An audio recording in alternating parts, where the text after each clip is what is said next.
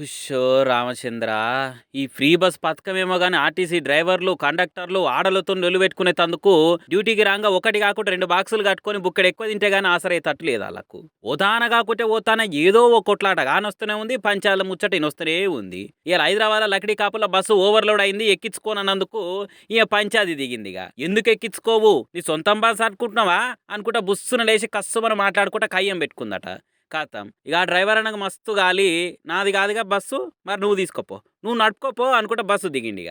అయినా ఆమె ఇనేదేలే, అస్సలు తగ్గేదేలే అనుకుంటే నడి రోడ్డు మీదనే నలుగురు చూస్తుండగానే జగడం పెంచింది ఇంకా.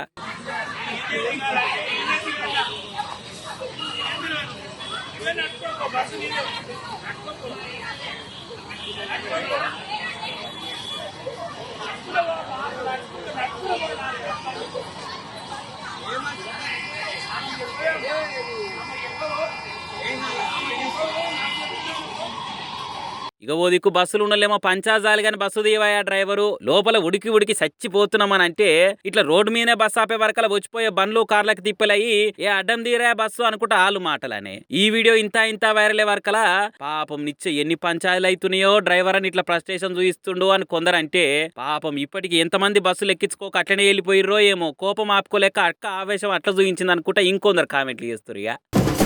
పవన్ కళ్యాణ్ గెలిపిర్రి, పిఠాపురంలో పీకే గెలుపు పీకే ఊదేటట్టు చేయుర్రి అని మెగా హీరోలు, కామెడియన్లు గల్లీ గల్లీ తిరిగి జనసేన జెండాలు బట్టి ప్రసారం చేస్తున్నారు. ఇక ఇంకో దిక్కు వెంకటేష్ కూడా ఖమ్మంలో కాంగ్రెస్ ఎంపీ క్యాండిడేట్ రామసాయం రఘురామరెడ్డికి ఓటేయరు అనుకుంటా ఈ ఎంపుని గెలిపించుకునే తందుకు బాగానే ఎకుమతులు చేస్తున్నాడు. ఇగో ఇప్పుడు లేటెస్ట్ గా ఫాద్ ఫజిల్ కూడా బీఆర్ఎస్ కు ప్రసారం చేస్తున్నాడు.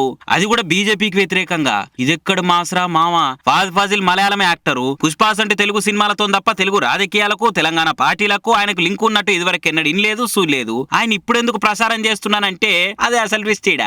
వాస్తవానికి ఫాద్ ఫజిల్ ఏం గాలి మోటార్ ఎక్కి మాలీవుడ్ కి లీడ్కొచ్చి కార్ పార్టీ తరపున ప్రసారం చేస్తలేడు.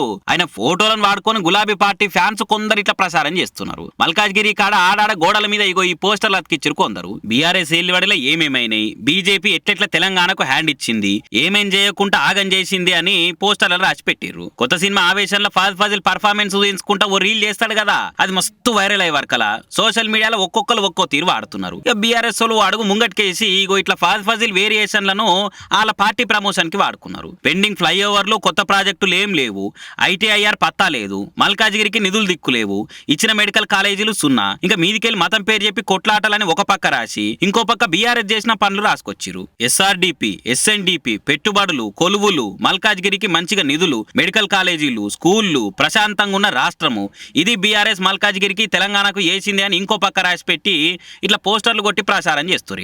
ఇక ఈ పోస్టర్లు చూసినాక వాడుకున్నోనికి వాడుకున్నంతనే డైలాగు ఇసొంటి చూసినప్పుడు అచ్చంగా యాదికి వస్తుందని కొందరంటే, బా ఏం వాడకమయ్యా అని అనుకుంటా ఇంకొందరు కామెంట్లు చేస్తారు. కానీ ఆయనతో ఫాద్ ఫజిల్ దాకా ఈ ముచ్చట పోతే పార్టీ ప్రచారం ఏం లేదు పుష్ప అని క్లారిటీ ఇస్తాడు కావచ్చు.